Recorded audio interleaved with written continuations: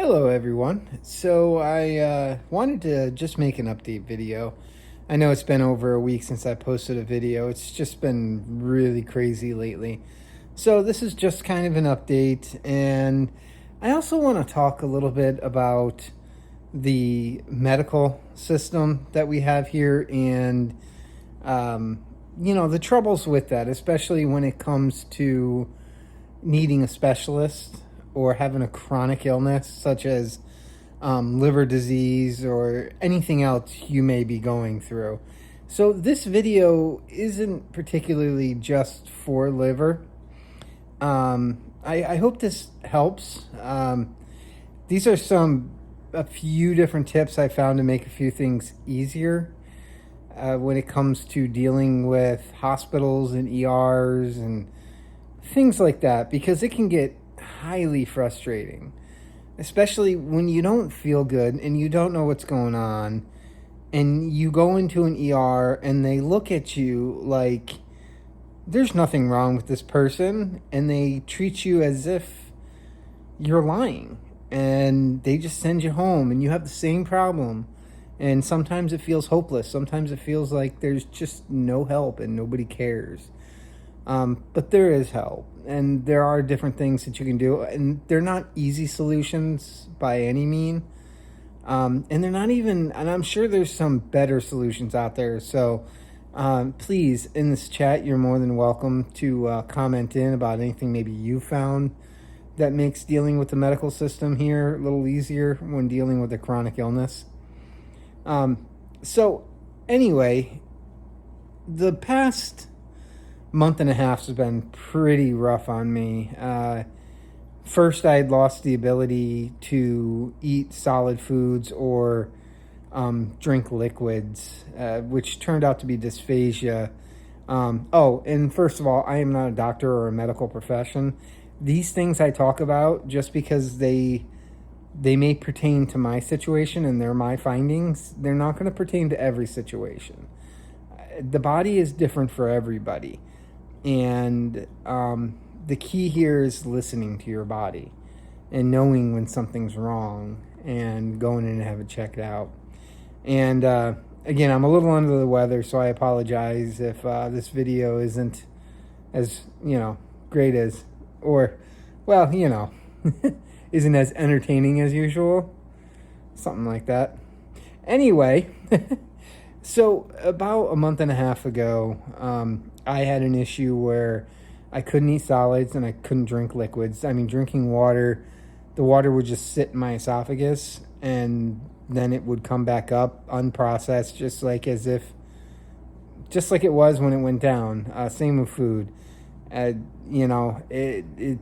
was pretty scary, and I've been dealing with food getting stuck for a long time. And I know that stomach issues are related.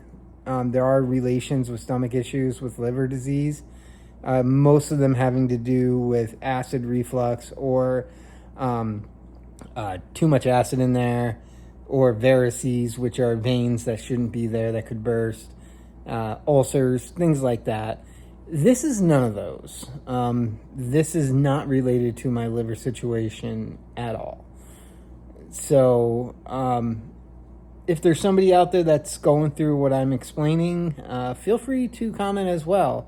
Just because this is liver aware doesn't mean that we can't talk about other health situations too here. This is a safe place for anyone to talk about anything that's on their mind. And I have some great, amazing followers that like to help and chime in. And, so anyway, so in the process of going through it, I went to 5 ERs, and I didn't eat for over 4 days. Well, by the time I ate, it was 5.5 days or so by the time I actually ate. But I had lost 25 pounds. I turned yellow again. And I went to 4 ERs, out of 2 days. I went morning and night twice to different ERs. Everyone just sent me home. Told me that the CT scan doesn't show anything, follow up with your doctor. And I'm like, my doctor's, is 4 hours away. How am I just walking there right now in the state I'm in. And, so it was extremely frustrating. Probably one of the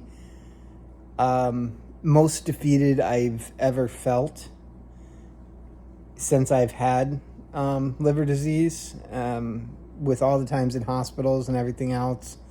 It just felt like I wasn't getting anybody to care or to look past my vitals. They looked at the vitals and they're like, oh, well, your heart rate's fine, your blood pressure looks okay, and your pulse ox looks fine. So, and, you're talking and everything, so you must be fine. I'm sure it's just some stress or something. Yeah, thank you. Throughout the process, finally, I went back to one of the ERs and I begged the doctor to call my liver specialist. And, because at the time I didn't know if it had anything to do with liver or not. I just know that my best chance of care is with the specialist and at that hospital. And it really was. And they took great care of me. So anyway, I wound up finally getting there, through a lot of hoops jumped and just a lot of inconveniencing other people to help, and I really don't have anybody for myself that is here or live with me that can help. I mean, the person that helped traveled, 4 hours just to get me out of the ER, and then drove another 4 hours to the other hospital. So there was a lot involved. And in the process, while I was in this other hospital, they just dragged me along, and they kept trying to push me to have it looked at there at that hospital, and they wouldn't give me any proteins, and they're like, oh, your protein's high. I'm like, dude, I haven't eaten in 5 days. I said, if my protein's showing high, where do you think my body's getting that protein? I'm protein deficient. My body doesn't produce it on its own. It doesn't hold it or maintain it. So, I mean, it was literally eating my body. And so I still haven't gained any of that weight back, that 25 pounds I lost. I mean, I weigh as much as I did when I was 16. And, so I'm trying to get weight back on. But now with the food situation, it's very hard to eat.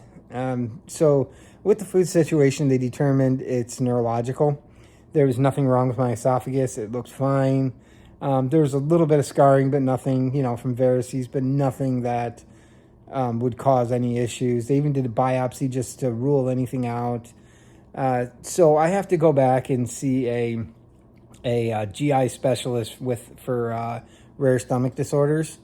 And it looks like everything is pointing to, and I got a bunch of specialists I have to go to now. It actually looks like it's pointing towards something called EDS, Ehlers-Danlos syndrome, hypermobile Ehlers-Danlos syndrome. That's a mouthful. And I'm not going to get that much into what that is on this. It's basically a connective tissue disorder. What happens is you have loose joints, but it's not just that. It affects pretty much everything. It can affect everything in your body, because everything is connected by some kind of connective tissue. The collagen in your body is what it attacks. So what happens is it starts thinking that your body is a foreign entity, and it starts attacking itself. And that causes things to get loose. And this may even be the cause of the liver cirrhosis, because they just hit me with alcoholic cirrhosis when I only drank for 1.5 years to maybe 2 years max. I mean, I drank heavier than I should, but so now the doctors are trying to find out what actually caused. They initially did some testing. I had a different doctor that thought it was an iron issue, and there is a mutated chromosome, but I only have the one, I guess. So it's not that. So everything's starting to point towards this other thing, which is good. I mean, answers are good. But most recently, I did a liver biopsy because they wanted to rule out a few other things. So I went ahead and did it. And because we're bleeding risks having liver disease, I wound up bleeding from it. And my abdomen filled up with blood. It's probably one of the most painful. The procedure wasn't so bad. But afterwards, because of the bleeding, it just caused so much pain, and I'm still dealing with that. The biopsy was on Friday, so I still haven't got results back from that, but I'm waiting for that, and I'm still here, still fighting. But again, back to the ER, and it's like, so the hospital I had the procedure done says send me down, we'll get a room ready for him. But the hospital that I was at wouldn't give me transport. They didn't have, they kept getting told by their transport company that they can't take me that far, which, they were really upset about that. So they did everything they could, and they, kept my hemoglobin checked, and had blood on the hand for me, so that when it got low enough, I was able to get some blood in me. And it was just a process, and I sat in that ER waiting to be transferred for this is no joke, over 30 hours. Extremely uncomfortable. If anyone's been in an ER, they know those beds are terrible. And, it's just very frustrating, because it shouldn't be that difficult, especially when they call a doctor and the doctor says, okay, send him down, we'll take care of it. And nobody will send you. I mean, I have insurance. It's not a problem with that. So it's just, there's no good answer for it. It was just a matter of they didn't feel like driving that far. And so I guess the nurses are lodging a complaint against their transport company and whatever, that's nothing I'm going to see the end of, But, and then recently before that, going through this dysphasia thing, I was eating, I was able to eat a little bit, and I'm eating, and now the process of digestion is extremely painful.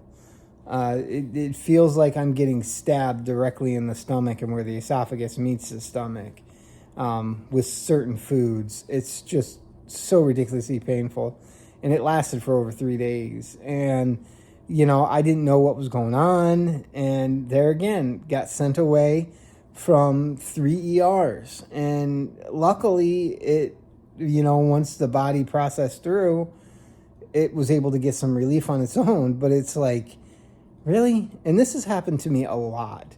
Going into hospitals, being sent home because they don't see anything wrong. But remember, don't give up, first of all. One, don't give up.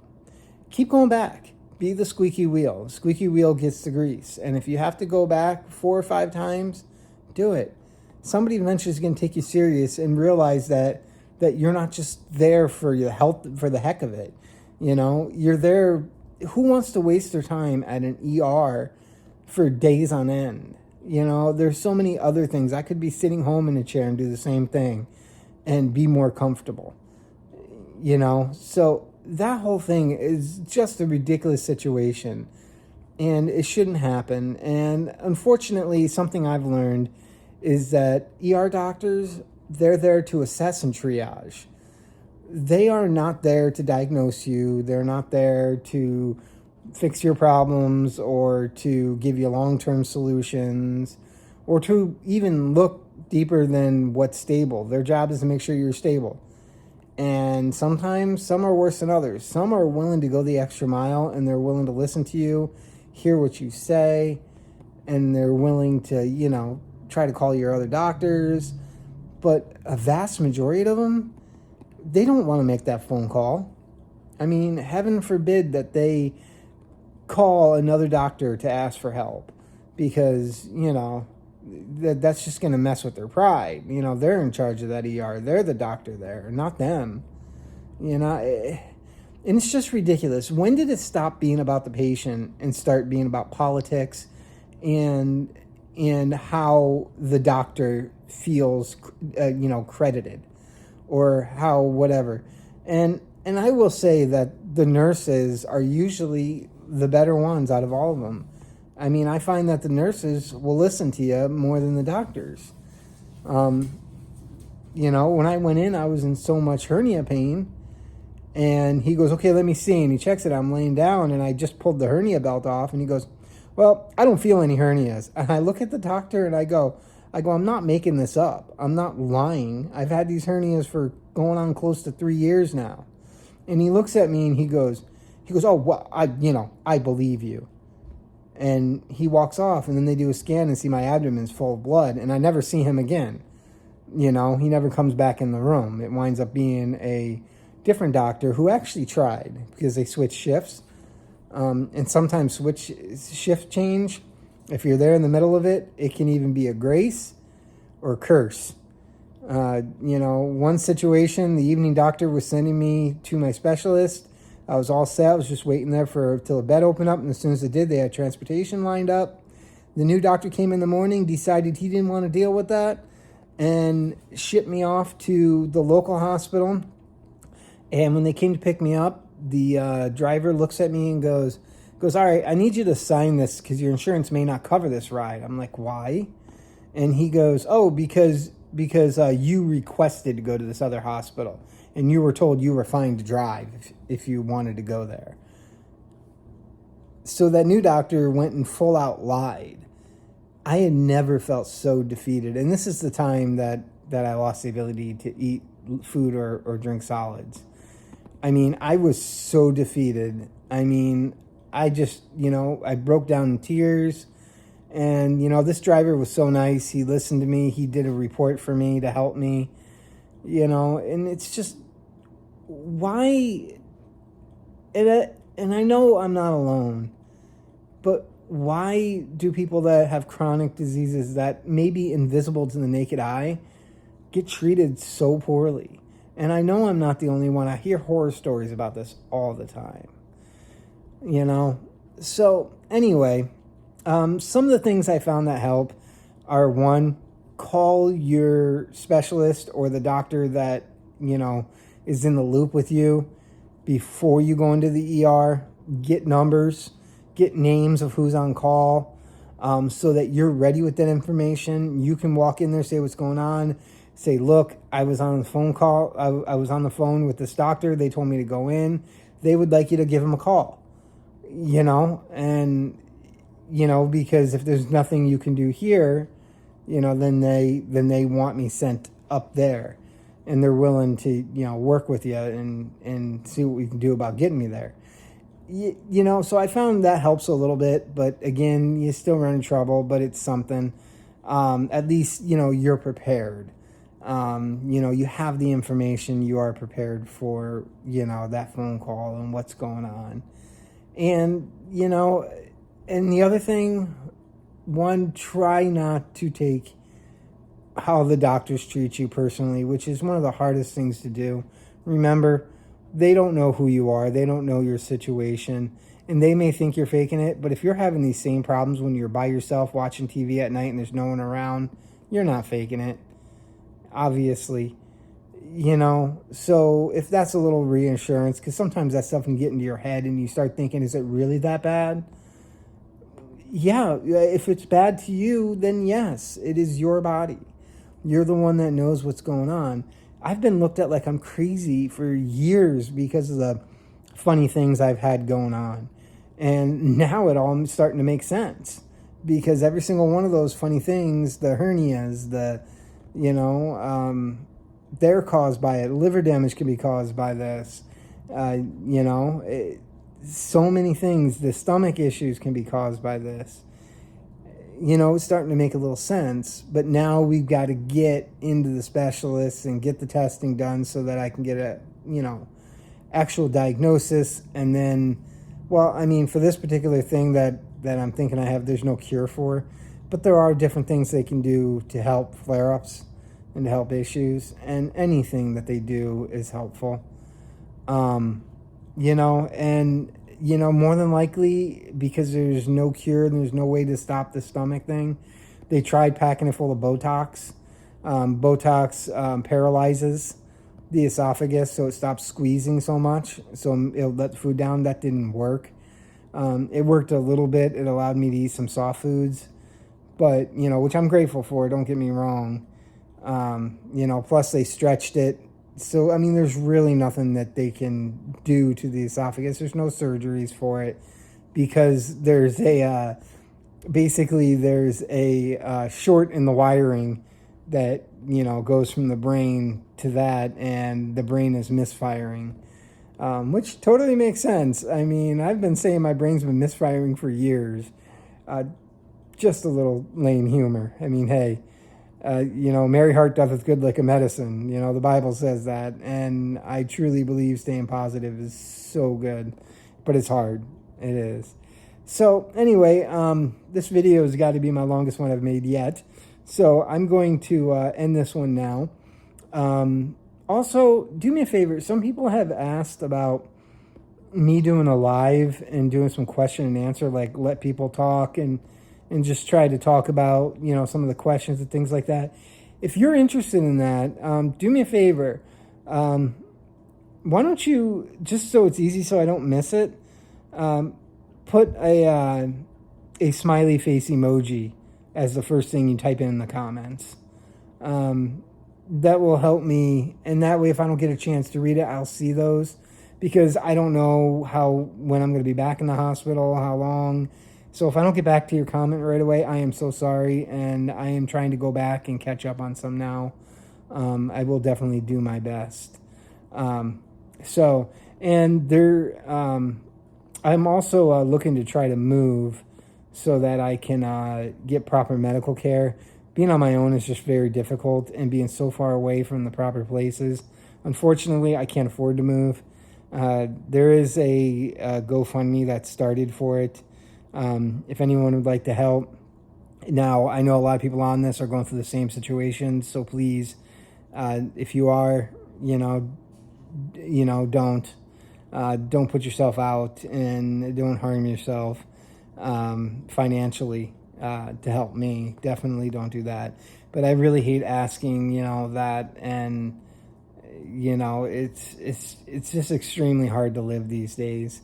And if I can get somewhere where the medical help is better, that's going to help me be able to live a better life. Plus where I'm looking to go, I have people that I can get help from. So, all right. I thank everybody for watching this video. And I hope everyone has a blessed day. And try to stay positive. I know it's tough out there, but give it your darndest. Fake it till you make it if you gotta. All right. Have a wonderful day, everyone.